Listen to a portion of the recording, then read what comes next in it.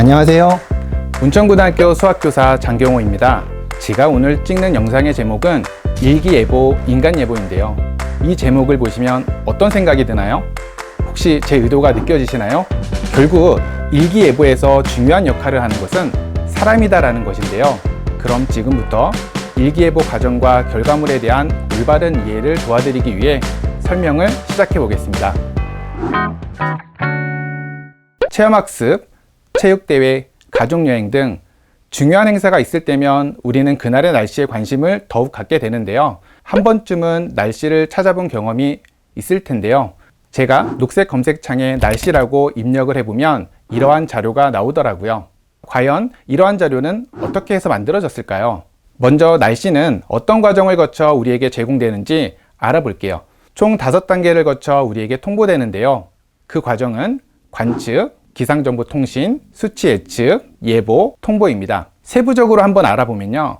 관측은 기상 업무의 시작으로 하늘, 땅, 바다에서 대기와 해양의 상태를 입체적으로 관측하는 것을 말합니다. 대부분 자동화된 장비들을 통해서 기상 관측을 하고 있지만 기상 전문가들이 직접 여러 가지 기상 요소를 관측하는 일도 여전히 하고 있다고 하네요. 이렇게 관측된 자료를 기상정보 통신을 통해 전 세계와 공유하고 슈퍼컴퓨터를 활용하여 수치 예측 자료를 생산하게 됩니다. 지구를 바둑판 모양의 수많은 작은 사각형으로 나누어 그 격작점에서의 값으로 대기 상태를 바람, 온도, 습도 등의 수치로 입력하는데요.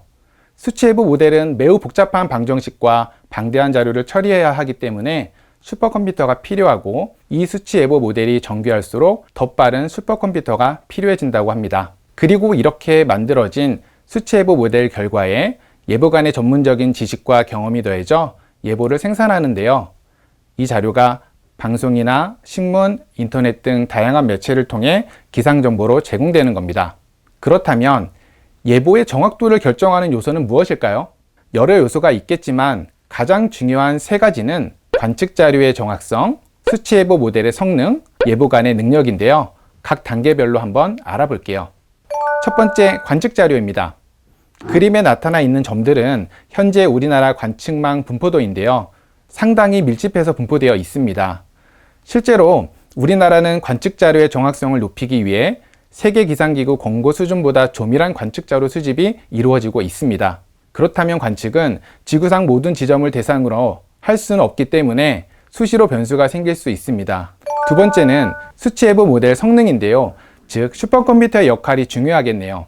많은 사람들이 500억을 넘게 주고 산 최첨단 슈퍼컴퓨터가 있음에도 불구하고 왜 일기예보가 정확하지 않느냐는 것에 의문을 품기도 하는데요. 슈퍼컴퓨터는 사람이 빠른 시간 내에 풀어내기에는 복잡한 방정식을 빠르게 풀어주며 수치예보 모델을 기상정보에 활용하는데 아주 중요한 역할을 하고 있습니다. 마지막으로 예보관의 능력입니다. 여러분, 예보관의 능력은 100% 정확할 수 있을까요? 예보관의 능력이나 분석은 경험이 동반된 과정이기에 100% 정확할 수 없다는 것입니다.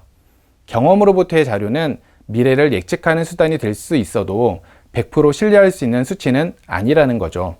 한번 지금 실험을 해볼게요. 지금 주사위를 던지는 실험을 한번 해볼 텐데요. 제가 지금부터 10번 던질 텐데 10번 중에 숫자 3이 몇 번 나오는지, 자, 그럼 주사위를 한번 던져보겠습니다.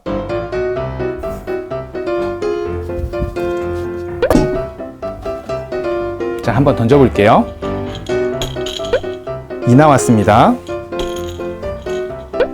5 나왔습니다. 5 나왔습니다. 3 나왔습니다.